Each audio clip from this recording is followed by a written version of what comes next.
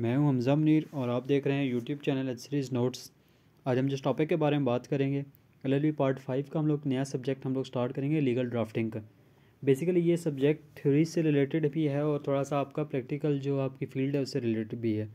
इस सब्जेक्ट के अंदर हम लोग के पास कुछ चीज़ें आती हैं जिसमें हम लोग देखेंगे कि कैसे एक आप सूट ड्राफ्ट कैसे करते हैं, रिटर्न स्टेटमेंट क्या होती है, प्लेंट क्या होती है, ठीक है, आपके जो ये जो जैसे कि आपकी डीड्स वगैरह होती हैं ये क्या होती हैं। तो इस जो सब्जेक्ट है इसके 3 पोर्शन है। एक के अंदर आपकी प्लीडिंग आ जाएगी, ठीक है, एक आपकी कन्विंसिंग आ जाएगी जिसकी तरफ से जो आपकी डीड्स वगैरह जिसमें आएंगी। जो आपकी प्लीडिंग है ना, प्लीडिंग के अंदर आपकी प्लेंट आ जाएगी, रिटर्न स्टेटमेंट आ जाएगी और ये चीज़ें सारे सूट्स वगैरह आपके उसमें आ जाएंगे। जो आपकी डीड्स वगैरह वो आप कन्विंसिंग में आ जाएंगे। और एक और इसका सब्जेक्ट आता है, थर्ड पार्ट आता है जिसको हम कहते हैं कि interpretation of statutes. LLB part 5 के लिए पंजाब यूनिवर्सिटी के लिए ये पढ़ाया जाता है। तो हम सबसे पहले आज हम डिस्कस करेंगे, आज हम लोग देखेंगे कि प्लेंट क्या होती है। ठीक है, एक प्लेंट एक वो चीज़ होती है जब भी आपने कोई सूट दायर करना होता है किसी भी कोर्ट के अंदर, तो आप एक रिटन फॉर्म में एक चीज़ एक तरह का अपने जो भी अपना आपके जो फैक्ट्स होते हैं उनको एक जगह पे लिख के कोर्ट में जमा कराते हैं। उसको हम कहते हैं ये सूट है और ये प्लेंट है। ठीक है, वो आपकी प्लेंट होती है जो ये, और ये वो बंदा देता है जो प्लेंटिफ होता है। प्लेंटिफ डिफेंडेंट का आपको अच्छे से पता होगा कि शुरू से आप लोग इन चीज़ों को पढ़ते आ रहे हैं। ठीक है, अब जो हम लोग बात करेंगे सूट फॉर, आज हम लोग जिस सूट की बात करेंगे वो हमारा सबसे पहला सूट है suit for declaration possession through partition. ठीक है, तो अब हमने इस सूट के अंदर आपके पास पेपर में अगर क्वेश्चन आ जाता है सूट फॉर डिक्लेरेशन लिखें, वो भी आप इससे लिख सकते हैं। सूट फॉर पोजेसन लिखें तो आप तब भी ये वाला सूट लिख सकते हैं। सबसे पहले अब हम देखेंगे तो सबसे पहले हमारे ऊपर जो है ना आएगा सूट फॉर पोजेसन। ये तो हमारा टॉपिक आ गया, ठीक है, ये प्लेंट है उसकी, ठीक है। और उसके बाद हम इसी की रिटर्न स्टेटमेंट भी हम लोग करेंगे। सबसे पहले हमारे पास आएगा in the court of senior civil जज लाहौर। अब जो भी आपने जब भी कोई भी आपने दावा लिखना है तो उसके ऊपर आपने जब दावा लिखना है ना तो उसमें आपने लिखना है in the court of senior civil जज। ठीक है, क्योंकि ये होता है कि ये सीनियर सिविल जज के पास जाएगा आपका डायरेक्ट दावा, और वो आगे किसी भी जो भी कंसर्न सिविल जज होंगे उनको वो मार्क कर देंगे। ठीक है, तो आप हम लोग इसमें देखते हैं। सबसे पहले आपने लिखना है सीनियर सिविल जज लाहौर। अगर आप पिंडी में हैं तो यहाँ पे आपने पिंडी लिख देना है, या जो भी है रावलपिंडी आप लिख देंगे सीनियर सिविल जज। अब सबसे पहले आपके नाहिद डॉटर ऑफ अब्दुल लतीफ़, ठीक है, ये आपने सबसे पहले प्लेंटिफ है उसका नाम, उसके बाद उसके जो भी डॉटर ऑफ है, सन ऑफ है, और उसके रेजिडेंट के RO का मतलब रेजिडेंट मॉडल टाउन लाहौर। ठीक है, अब अगर आपका प्लेंटिफ और डिफेंडेंट लाहौर के हैं या आपके जो सूट है वो लाहौर का जुरिडिक्शन बनती है, तभी आपने सिविल जज लाहौर लिखना है। अगर आपके प्लेंटिफ और आपका सूट जो है वो आपका रावलपिंडी का बनता है तो फिर आपने रावलपिंडी लिखना है। अब अगर हम उसको बात करेंगे तो ये जो सबसे पहले हम ऊपर लिखेंगे प्लेंटिफ, ठीक है, ये हम उसका एड्रेस लिखेंगे, वर्सेस में आ जाएंगे। फिर हम लोग देखेंगे डिफेंडेंट का एड्रेस। डिफेंडेंट कौन है जी? हारून सन ऑफ अब्दुल लतीफ़। ठीक है, तो अब आप वो देख रहे होंगे कि वो भी डॉटर है अब्दुल लतीफ़ की और ये सन है। तो मतलब अब आपको यहाँ से थोड़ा सा इस चीज़ का क्लियर हो जाएगा कि ये दोनों आपस में बहन भाई हैं। ठीक है, तो पार्टीशन का सूट लेके आए हैं, बहन भाई हैं आपस में। ठीक है, बहन को अपना हिस्सा चाहिए तो वो उस पर। अब इसमें क्या है, सूट फॉर डिक्लेरेशन। सबसे पहले बहन ने केस किया कि सूट फॉर डिक्लेयर किया जाए, मुझे पोजेसन दिया जाए, मुझे पार्टीशन दी जाए 1/3 जो मेरा शेयर बनता है उसके मुताबिक between belonging to the plaintiff. और जो भी प्लेंटिफ से जो भी बिलोंगिंग है ना, मतलब जो भी घर शहर उसके जो इनहेरिटेंस में उसको बेसिकली जो घर मिला था उसकी उसने मांगा है कि मुझे जो मेरा हिस्सा मुझे उसमें से दिया जाए, कोर्ट से उसने मांगा है। अच्छा, अब ये हम लोग लिखना है, और ये आपने देखना है कि जो आप सूट फॉर डिक्लेरेशन लिखेंगे ना तो ये आपका जो है ना बोल्ड लेटर में होना चाहिए, अंडरलाइन होना चाहिए, और ये कैपिटल लेटर्स में आपका होना चाहिए। ठीक है, सूट फॉर डिक्लेरेशन यहाँ पे आपने बेसिकली उसके बाद जब प्लेंटिफ का लिख लेना है तो उसके बाद आपने ये मैं आपको बता रहा हूँ हर एक प्लेंट के लिए ये चीज़ें ज़रूरी हैं जो मैं आपको बता रहा हूँ। उसके बाद आप लिखते हैं रिस्पेक्टफुली शिवत। ठीक है, शिवत, रिस्पेक्टफुली शिवत अगर हम लिखेंगे तो ये बेसिकली एक रिस्पेक्ट और ऑनर को कोर्ट को करने के लिए तब एक लिखा जाता है। उसके बाद जो चीज़ आप स्टार्ट करते हैं ना वो आपके आ जाते हैं फैक्ट्स। ये आपके बेसिकली फैक्ट्स हैं कि आपकी बात है क्या, आप कहना क्या चाह रहे हैं, वो सारी चीज़ें यहाँ आएंगी। The plaintiff and defendant are the real sister and brother. ठीक है, प्लेंटिफ और डिफेंडेंट दोनों आपस में बहन भाई हैं। That on 14 June 2016 the parties father Abdul Latif died living behind plaintiff and defendant as his only heirs and a following properties. अब दूसरे पहला पैराग्राफ में तो हमें फैक्ट से पता चला है कि वो दोनों आपस में बहन भाई हैं। उसके बाद हमें पता चला है कि 14 जून 2016 को क्या हुआ कि जो पार्टीज़ के फादर थे ना अब्दुल लतीफ़, वो फोत हो जाते हैं, और वो फोत होने के बाद जो है एक प्लेंटिफ और डिफेंडेंट को अपने लीगल हेयर के तौर पे छोड़ते हैं। इसका मतलब ये है कि इनका इसके अलावा कोई बहन भाई नहीं है। ठीक है, यहाँ पे ये फैक्ट्स आ गया। और एंड द फॉलोइंग प्रॉपर्टीज़, और वो प्रॉपर्टीज़ जो है ना वो छोड़ के जाते हैं। जो हम प्रॉपर्टीज़ देखते हैं हाउस नंबर 35R एक छोड़ के जाते हैं, 36 आर और 37 आर मॉडल टाउन लाहौर में ये घर छोड़ के जाते हैं। अब अगर आप एड्रेस देखें, जो हमने ऊपर एड्रेस लिखा था कि 35 आर का जो एड्रेस है वो है नाहिद का, जो उसकी सिस्टर है वो बेसिकली वो, आप इसका मतलब है कि वो वहाँ रह रही है। 35 आर की जो प्रॉपर्टी है उसमें वो रह रही है, और 36 आर की जो प्रॉपर्टी है वो वहाँ पे हारून रह रहा है। ठीक है, तो हमने इसका प्रॉपर्टीज़ लिख दी कि कौन कौन सी प्रॉपर्टीज़ हैं। ठीक है, जब भी आपके पास ये सूट आएगा ना, कोशिश कीजिएगा ये फैक्ट सही रखिएगा, क्योंकि अगर 3 होंगे ना तो उसको ज़रा शेयर डिवाइड करने में ज़रा इजी होता है। ठीक है, कि 2 भाई को मिल जाएंगे और 1 बहन को मिल जाएगा, जो भी।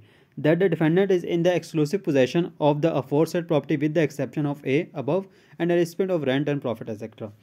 यहाँ पे क्या कह रहा है कि डिफेंडेंट जो हारून है वो पोजेशन है उसके पास बाकी 2 घरों का, ठीक है, सिवाय किसके, ए के, और उसके जो रेंट एंड प्रॉफिट है ना वो सारा कुछ वही ले रहा है हारून। ठीक है, that in the view of the defendant denial to pay to the plaintiff his legitimate share of the rents and profit। और उसने कहा कि जब उसने शेयर मांगा अपना तो उसने डिनाई कर दिया। ठीक है, जो लेजिटिमेट शेयर, जो उसका लीगल शेयर बनता था लड़की का, बेटी का, उसने अपना शेयर मांगा है मैंने और मुझे उन्होंने देने से इनकार कर दिया है। और plaintiff has no alternative but to get to her own share and a separate and obtain possession of the same. वो कहते हैं कि अब मैंने जब उससे अपना शेयर मांगा तो उसने मुझे अपना जो शेयर है ना वो देने से इनकार कर दिया है। ठीक है, जो लेजिटिमेट शेयर है, तो अब मेरे पास कोई अल्टरनेटिव रास्ता नहीं है, इसीलिए मैं कोर्ट आई हूँ और मुझे कोर्ट से रिलीफ चाहिए और मुझे अपना शेयर जो है वो लेके दिया जाए और उसका मुझे पोजेशन दिया जाए, जो मेरा शेयर बनता है वो मुझे दिया जाए और उसको पोजेशन दिया जाए। अच्छा, अब उसके बाद जो अब आपने किसी भी प्लेन में लिखना है तो आपके जो आखिरी 3 पैराग्राफ होंगे ना वो आपके यही होंगे, कॉज ऑफ एक्शन लास्ट जो 3rd पैराग्राफ होगा। उसके बाद आपके पास आ जाएगी ज्यूरिसडिक्शन कि इस कोर्ट की ज्यूरिसडिक्शन बनती है या नहीं, और उसके बाद आपका कोर्ट फी। ये आपके हर प्लेंट के अंदर, हर रिटर्न स्टेटमेंट के अंदर एंड पे जो 3 पैराग्राफ होंगे वो आपके यही होंगे। पहले से लेकर आपका जो जो जितनी मर्जी आप 5 बनाएं, 7 बनाएं, 8 बनाएं, जितने पैराग्राफ हैं वो आपके वही बनेंगे जो फैक्ट्स होंगे। उसके बाद जो एंड के जो पैराग्राफ होंगे ना, आपके आखिरी 3 पैराग्राफ, उसके ऊपर सबसे पहले कॉज ऑफ एक्शन आ जाएगा। कॉज ऑफ एक्शन का मतलब ये होता है कि ये क्यों, वजह क्या बनी, जब ये क्यों सूट की वजह क्या बनी और इस जगह तक पहुंचने के हालात किस दिन से स्टार्ट हुए, कब ये कॉज, इस एक्शन का कॉज क्या है। ठीक है, और कब ये अकर हुआ cause. The cause of action arised against the defendant on 20 अगस्त 2019। उसने बताया कि ये कॉज ऑफ एक्शन मेरा कब अराइज हुआ, 20 अगस्त 2019 को। When the defendant finally refuse to recognize the plaintiff right, जब डिफेंडेंट जो हारून था उसने डिफेंडेंट के प्लेंटिफ के इस राइट को मानने से इनकार कर दिया कि इसका इस प्रॉपर्टी में राइट बनता भी है या नहीं, और to get her share in the property separated, और उसने डिनाई कर दिया कि मैं तुम्हें अपनी प्रॉपर्टी से शेयर नहीं दूंगा। ठीक है, जो प्रॉपर्टी है इससे शेयर नहीं दूंगा। उस दिन इसका कॉज ऑफ एक्शन आकर हुआ।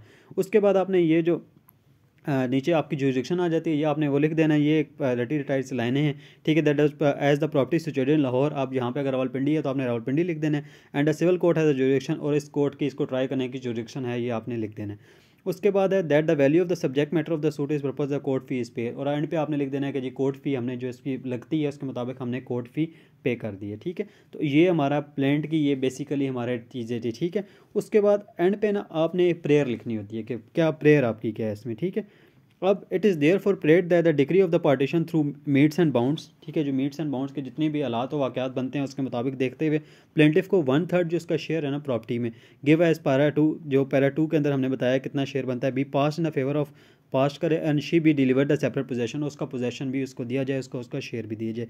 उसके बाद एक ये लाइन आती है, any other relief which is honourable court deem fit may also be granted awarded in the favour of the defendant and the interest of justice, और प्लेंटिफ के जो है ना ग्रांटेड किए जाए उसको फेवर ऑफ प्लेंटिफ, यहाँ पे फेवर ऑफ प्लेंटिफ आएगा, फेवर ऑफ प्लेंटिफ में जो भी दिया जाए उसको। ठीक है, इंडिपेंडेंट नहीं प्लेंटिफ आएगा। ठीक है, प्लेंटिफ के राइट में दिया जाए जो भी जस्टिस में आप बेहतर समझते हैं। ठीक है, उसके बाद आपके यहाँ पे आ जाएगी नाहिद और थ्रू कौंसल, यहाँ पे ये वाली चीज़ आ जाएगी आपकी। ठीक है, नाहिद यहाँ पे आपका प्लेंटिफ आ जाएगा, नीचे थ्रू आ जाएगा, थ्रू के नीचे कौंसल के साइन और जहाँ पे प्लेंटिफ के साइन आ जाएंगे, डेट आ जाएगी।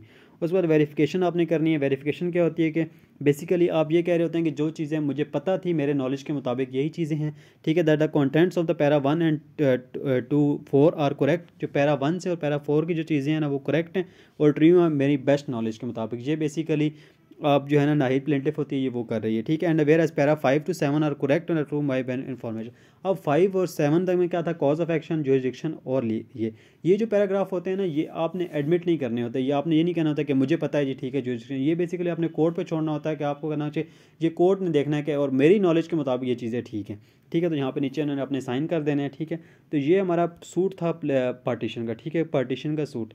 अब इसी सूट के अंदर अब हम हारून की तरफ से, पहले हम थे किसकी तरफ से, नाहिद की तरफ से। ठीक है। और अब हम फिर आए हैं दोबारा जी रिटर्न स्टेटमेंट। अब इसी की हमने रिटर्न स्टेटमेंट तैयार की इसी सूट की, क्योंकि अक्सर जब पेपर में क्वेश्चन आता है तो वो इसी तरह आता है कि ये वाला सूट है, इस सूट को देखें और इसी के आगे रिटर्न स्टेटमेंट तैयार करें, ठीक है। अच्छा, अब हम इसके बाद जब है ना रिटर्न स्टेटमेंट में हम लोग आते हैं, तो रिटर्न स्टेटमेंट हमने सबसे पहले प्लेंट में देखा था कि in the court of civil senior civil जज हमने लिखा। अब जब भी आप रिटर्न स्टेटमेंट लिखते हैं ना, देखें आप जब प्लेंट लिखते हैं तो प्लेंट तो आपकी डायरेक्टली सीनियर सिविल जज के पास जाती है, ठीक है। वो आगे किसी को मार्क करता है, वो मार्क करता है, आपको नोटिस इशू होते हैं, नोटिस इशू होते हैं तो नोटिस में जज का नाम लिखा होता है, या आपकी जो प्लेंट आपके पास आती है नोटिस का समन के साथ, उसमें वो लिखा होता है कौन सा जज है, ठीक, कौन से जज साहब है, ठीक है। तो अब आपने उसमें लिखना है in the court of mister ABC, जो जज का नाम होगा, द लर्न सिविल जज फर्स्ट क्लास लाहौर, ठीक है, जो भी लाहौर। अब उसमें आपको नाहिद वर्सेस हारून, उसी तरह अपने प्लेंटिफ का नाम और हारून का नाम, इसमें एज सच डिटेल लिखने की ज़रूरत नहीं है, क्योंकि अब उसी कंसर्न कोर्ट में वही केस होता है, उसी में आपने जवाब दावा अपना देना होता है, बेसिकली जवाब दावा होता है आपका, ठीक है। उसके बाद आपने लिखना है रिटर्न स्टेटमेंट, जहाँ पे हमने ऊपर वहाँ लिखा था कि सूट है किस चीज़ का, अब आपने इसमें लिखना है return statement on the behalf of defendant, ठीक है। Return statement on the behalf in the suit for declaration possession through partition of 1/3 share belonging to the plaintiff, जो भी इस हमने उसका सूट था उसका वो टाइटल उठाया और यहाँ पे, और हमने बताया कि हम इसके बिहाफ में जो है ना हम डिफेंडेंट हैं, और हम यहाँ पे अपने जो है हम डिफेंसेस यहाँ पे देंगे और हम इसका रिटर्न रिप्लाई दे रहे हैं, ठीक है। रिटर्न रिप्लाई के लिए ना सबसे पहले दो चीज़ें होती हैं, एक होता है प्रिलिमिनरी ऑब्जेक्शंस। प्रीलिमिनरी ऑब्जेक्शंस आपके होते हैं, ये वो होते हैं कि जिसमें आपने अपने ऑब्जेक्शंस बताने होते हैं, अपनी चीज़ें बतानी होती है कि आपको किस किस चीज़ का ऑब्जेक्ट, ये बेसिकली हर सूट के अंदर ना कुछ जो है ना मतलब एक जैसे ही होते हैं, ठीक है, और कुछ चीज़ें इसमें सिर्फ फैक्ट्स चेंज होते हैं। तो बेसिकली ना जब आप इसमें भी आप देखेंगे तो हर सूट के अंदर ये अपने पेपर पॉइंट ऑफ व्यू से आपने एक तरह के और प्रैक्टिकल के लिए याद कर लेने, प्रिलिमिनरी ऑब्जेक्शंस आपके वही होंगे, ठीक है। सिर्फ इसमें थोड़े से फैक्ट्स चेंज हो जाते हैं, दूसरा तीसरा या चौथा पैराग्राफ जो उसका होता है ना वो आप फैक्ट्स के मुताबिक चेंज कर लेते हैं, बाकी वही ऊपर नीचे होते हैं, वही आपने लिखने होते हैं, ठीक है, वो आपका पूरा हो जाता है, ठीक है। उसी तरह हमने रिस्पेक्टफुली शिवत लिख दिया। उसके बाद हमने लिखना है प्रिलिमिनरी ऑब्जेक्शन। अब प्रिलिमिनरी ऑब्जेक्शन में बेसिकली जो आपका पॉइंट है ना, रिटर्न स्टेटमेंट है, अब आप डिफेंडेंट के वकील हैं, ठीक है, तो उसमें जो आपके हैं सबसे पहले आपने लिखना है instant suit is non maintainable. ये बेसिकली एक ऐसी मैं आपको बता रहा हूँ कि जो आप हर सूट में लिख सकते हैं, ठीक है, और इसमें जो भी सिर्फ फैक्ट्स हैं ना वो चेंज हो जाएंगे, बाकी ये आप लिख सकते हैं the instant suit is not maintainable, ठीक है, किसी भी सूट में आप लिख सकते हैं that the plaintiff has concealed all the relevant and material facts from the honourable court, और ये लिख सकते हैं कि प्लेंटिफ ने जो ऑनरेबल कोर्ट से, ठीक है, जो भी रेलिवेंट फैक्ट्स थे वो मटेरियल फैक्ट्स थे वो छुपाएं, ठीक है, and with the mala fide intention and ulterior motives, और उसकी जो इंटेंशन है वो मेलाफाइड है और अल्टीरियर मोटिव्स हैं, उसके मकासद हैं, ठीक है, गलत मकासद हैं, ठीक है, उस वजह से, और उसकी मेलाफाइड इंटेंशन है, ठीक है, वो बुरी नीयत है, उसकी बदनीयती के तौर पे उसने ये सूट फाइल किया ताकि किया जा सके, ठीक है। उसके बाद अब आपने फैक्ट्स के देखना है, अब आपने स्टांस क्या लेना है, ये हर केस में ये आपको पता होना चाहिए कि आपका स्टांस क्या है। वहाँ उसने कहा जी मुझे मेरा शेयर मिलना चाहिए, ठीक है। अब यहाँ पे आपने स्टांस लेना है क्या, that the plaintiff has already receive an amount of 63 million, कि प्लेंटिफ ने क्या किया है कि जो वो अपना शेयर मांग रही है, शेयर से पहले पहले ही उसने अपना 63 मिलियन का एक cheque from the defendant vide cheque number ये आगे डेट इस 10 मार्च 2018 को उसने in the place of her share in the suit property, उसने कहा था कि उसने कहा था कि सूट प्रॉपर्टी के अंदर मेरा जो शेयर है उसके बदले में उसने पहले ही इनहेरिटेंस जब वो हुई थी, जब वालिद साहब फोत हुए तो उसके बाद ही उसने ना मतलब अब आपने ये डेट्स लिखते हुए ज़रा ध्यान रखना कि वालिद साहब के डेथ के बाद ही ये वाला डेट आनी चाहिए 10 मार्च 2018 कि जिस डेट को उसने ये काम किया है, ठीक है, उसको चेक लिया है, ये ना हो कि पहले आ जाए तो आपका सूट तो आगे पीछे हो सकता है, ठीक है। तो इसमें थोड़ी सी आपने लीगल ड्राफ्टिंग में ये चीज़ें थोड़ी सी ध्यान में रखनी। अब 10 मार्च को क्या हुआ कि उसने एक चेक लिया और चेक किया 63 मिलियन का चेक था, और वो चेक इसने चेक नंबर भी आपने लिख देना है, और कहना है कि चेक नंबर आपने लिखा प्रॉपर्टी, इस प्रॉपर्टी के बदले में इसने वो चेक ले लिया था, ठीक है, and the presence of the relative with the mutual consent of both parties, और उसने कहा कि वहाँ पे कुछ रिलेटिव्स भी मौजूद थे और एक कंसेंट थी दोनों पार्टीज़ की, और कॉपी ऑफ द चेक है वो अटैच है इसके साथ, ठीक है। तो ये आपने बेसिकली अपना रिटर्न अप्लाई में आपने एक स्टांस लिया है कि यार ये हमारी चीज़ है, ठीक है, ये चेक ले चुकी है पहले ही, ठीक है। तो अब आपने बेसिकली जवाब दिया, उसने जो बात की थी कि मेरा शेयर बनता है, आपने अपना बता दिया नहीं जी इसका शेयर इस तरह नहीं बनता क्योंकि ये पहले ही उस घर के बदले में चीज़ ले चुकी है। अब ये जो पैरा नंबर 3 है ना, ये और 3 और अक्सर में आपका 4 भी होता है ना, वो आपका फैक्ट से रिलेटेड होता है, जो आपके सूट के रिलेटेड फैक्ट्स होते हैं। बाकी ये होते हैं कि ये एज इट इज़ सेम ही होते हैं, ठीक है, हर सूट के रिटर्न रिप्लाई में। रिटर्न रिप्लाई के जो प्रिलिमिनरी ऑब्जेक्शंस होते हैं ना, ये बेसिकली सेम ही होते हैं। The instant suit is frivolous ठीक है, गलत है, ये फॉल्स है। The plaintiff has filed and to tarnish her reputation और मेलिफाइड इंटेंशन के लिए इसने सूट फाइल किया है, ठीक है, अपनी, ताकि डिफेंडेंट को हार्म किया जा सके, उसकी रेपुटेशन को ख़राब किया जा सकते। Plaintiff has not come to the honourable court clean hand से, अपने नहीं आया वो यहाँ पे, और इसका जो आपका ये सूट है इसका डिसमिस होना चाहिए और कॉस्ट इस पर लगनी चाहिए, ठीक है। और प्लेंटिफ का कोई कॉज ऑफ एक्शन नहीं है, ठीक है, और बिफोर ऑनरेबल कोर्ट ताकि ये सूट फाइल करने का कोई कॉज ऑफ एक्शन उसका नहीं है, और उसका कोई लोकस स्टैंडाई भी नहीं है। लोकस स्टैंडाई ये है कि इसका कोई ऐसा जिसका राइट ही नहीं बनता ये वाला केस करने का और ऑनरेबल कोर्ट के सामने ये केस लाने का, ठीक है, क्योंकि अब वो वहाँ पे हमने ये जो है मैंने आपको पैरा नंबर 3 के अलावा जो आपके जितने भी मैंने आपको प्रिलिमिनरी ऑब्जेक्शन बताए हैं, ये हर रिटर्न रिप्लाई में आप लिख सकते हैं प्रिलिमिनरी ऑब्जेक्शन ये वाले, ठीक है। अच्छा, अब हमने ऑन मेरिट्स पे या ऑन फैक्ट्स पे आना है। ऑन फैक्ट्स पे क्या होता है कि जो उसने बात की ना पैरा वाइज, वो पैरा वाइज आपने उन्हीं बातों का जवाब देना है, ठीक है। पैरा वाइज के पैरा नंबर 1 में उसने ये बात की तो हमने क्या रिप्लाई करना है, ठीक है। अच्छा, अब इसमें कुछ चीज़ें होती हैं, एक होता है एडमिट, एक होता है आपका नीड्स नो कमेंट, ठीक है, एक इसका होता है पार्शली एडमिट और पार्शली डिनाइड, या डिनाई आपने कर देना, ठीक है। अब जो नीड्स नो कमेंट होता है ना, अब ज़्यादा बेहतर ये होता है किसी चीज़ को एडमिट करने के ना, ठीक है, आप ये लिख दें नीड्स नो कमेंट, मतलब वो ये होता है वो कोर्ट पे फिर चला जाता है कि कोर्ट ने उस चीज़ को डिटरमाइन करना है कि क्या था। अब पैरा नंबर 1 में उन्होंने कहा कि रियल ब्रदर और सिस्टर हैं, ठीक है, तो अब आपने उसका रिप्लाई में क्या लिखा कि नीड्स नो कमेंट, कि ठीक है जी हम मानते भी हैं इस चीज़ को, मतलब आपने एक छुपे लफ्ज़ों में उसको मान भी लिए और इसको आप इस टांस को आपने एडमिट भी नहीं किया, ठीक है, तो ज़्यादा ये अच्छा वर्ड होता है नीड्स नो कमेंट। अच्छा, अब जो डेट ऑफ फादर की डेथ थी, ठीक है, उसको उस एक्सटेंट आपने कहा जी the para number 2 is the instant of the plaint to the extent of the death of the father, कि फादर की जो डेथ है of both plaintiff and defendant whereas the rest of, अच्छा वहाँ तक फादर की death तक आपने जो है ना उसको एक्सेप्ट कर लिया कि जी फादर की डेथ हो गई थी डिसीज़, और बोथ ऑफ प्लेंटिफ और डिफेंडेंट के वो फादर थे और उनकी डेथ हो गई थी, यहाँ तक आपने उस चीज़ को एक्सेप्ट करना है, ठीक है, क्योंकि ये एक फैक्ट है हुई थी। Whereas the rest of the para is denied being incorrect due to the reason, ठीक है, बाकी जो उसने कहा था ना कि ये प्रॉपर्टी है, ये इतनी प्रॉपर्टी छोड़ के गया था और इसका शेयर बनता था, वो आपने डिनाई कर देना है और आपने बता देना है जो चेक वाली ऊपर वाली हमने बात की है ना उसी को आपने नीचे एज इट इज़ लिख देना है कि चेक इसने ले लिया था पहले और उस वजह से, ठीक है। अब पैरा नंबर 3 की अगर हम बात करें तो उसने कहा कि जी एक्सक्लूसिव पोजेशन वाली इसने बात की थी प्लेंट में, ठीक है। अगर हम प्लेंट के पैरा नंबर 3 में अगर आप देखें ना तो ये उसने कहा डिफेंडेंट का एक्सक्लूसिव पोजेशन है उस घर के बारे में, ठीक है, तो उसको आपने क्या रिप्लाई करना है, ठीक है, उसका आपने रिप्लाई किया the para number 3 of the instant plaint extent temporary possession of the plaintiff. उसने कहा कि जी ए के अलावा, उसने कहा था ठीक है कि ए के अलावा बाकी जो घर हैं उसका पोजेशन उसके पास, हमने भी कहा कि ठीक है, जो ए के अलावा जो उसके पास ए का जो है ना वहाँ पे हमने टेम्परेरी पोजेशन उसको दिया हुआ है, टेम्परेरी हमने आर्जी तौर पे उसको रहने के लिए वो जगह दी थी, वो उसका शेयर नहीं बनता था, वो हमने सिर्फ लव एंड अफेक्शन में एक चीज़ दी थी, ठीक है। तो हम इसको अब लिखेंगे the instant suit come temporary possession of the plaintiff over the suit property needs no comment, कि उसका जो टेम्परेरी पोजेशन है उसको हमने कमेंट नहीं करना कि ठीक है उसका temporary possession needs no comment, उसको एक तरह का हमने एडमिट कर लिया उस चीज़ को, ठीक है। Whereas the rest of the para is denied, जो रेस्ट ऑफ द पैरा उसका ये कि एक तो उसने कहा था कि मैं वहाँ रह रही हूँ, ठीक है, तो ये हमने कहा ठीक है।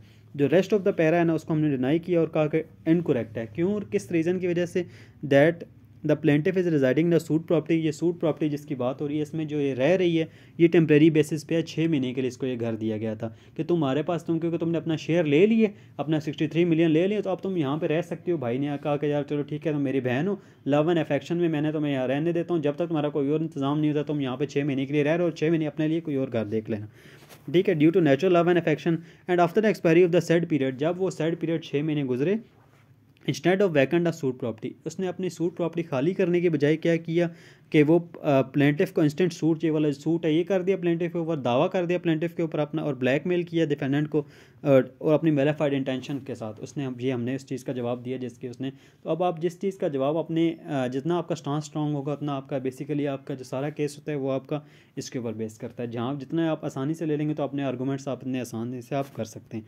अब उसमें प्लेंटिफ नंबर 4, ठीक है, वो जो पैरा नंबर 4 था उसका, ठीक है, इंस्टेंट प्लेइंग वेलेमिन denied being correct details are already research, ठीक है। तो अब आपने वो जो पैरा नंबर 4 में उसने बात की थी उसको आपने डिनाई करना है कि यार ये इसने कहा था, ठीक है, तो वो पैरा नंबर 4 में आपने अब कुछ ऐसे वेहेमेंटली डिनाइड, ठीक है, ज़्यादा अच्छे तरीके से ये आपने अब ज़्यादा बुरे आप कहें कि हम बहुत गुस्से से आपने इसको, गुस्से के लिए वेहेमेंटली यूज़ होता है, ठीक है, कि डिनाई करते हैं हम इसको, और ये क्योंकि हमने प्रीसीडिंग पैराज में हम लोग फैक्ट्स डिस्कस कर चुके हैं कि चेक ले लिया ये होगा नेचुरल लेवल अफेक्शन, तो आप उसमें ये लिख सकते हैं जो एंड वालों में पैराग्राफ में कि प्रीसीडिंग पैराज में हम लोग इसके फैक्ट्स लिख चुके हैं, ठीक है, डिटेल ऑलरेडी हम लोग लिख चुके हैं, ठीक है। अब उसका पैरा नंबर 5 था जो कॉज ऑफ एक्शन का था, ठीक है, उसको हमने डिनाई किया, ठीक है, और उसको कहा कि नो कॉज ऑफ एक्शन भी उसका नहीं है और लोकस स्टैंडर्ड भी नहीं है क्योंकि वो केस फाइल ही नहीं कर सकती, ठीक है। और पैरा नंबर, अब आपने ये याद रखना है जो आपका एंड वाला पैरा होगा ना, 2 पैराग्राफ हैं, वो दोनों लीगल हैं, वो आपने ना एडमिट करने हैं ना डिनाई करने हैं, ठीक है। आपका कोर्ट फी वाला भी और जो आपका ये है जुरिडिक्शन वाला भी। ये लीगल का मतलब ये होता है कोर्ट ने डिसाइड करना है कि ये वाकई इसकी जुरिडिक्शन बनती है या नहीं बनती, इस पर आपने कोई बात नहीं करनी, ठीक है। इस पर आपने इससे कहना है लीगल है, ठीक है, कोर्ट डिसाइड करेगी, ठीक है। और प्लेंट अगर इसकी जो आप कोर्ट फ़ी है वो भी लीगल है और कोर्ट डिसाइड करेगी कि कोर्ट फ़ी लगनी है नहीं लगनी, वो सारा कोर्ट का और प्लेंटिफ का अपना मामला है, ठीक है, हमारा उसके साथ एज सच कोई भी नहीं है, ठीक है।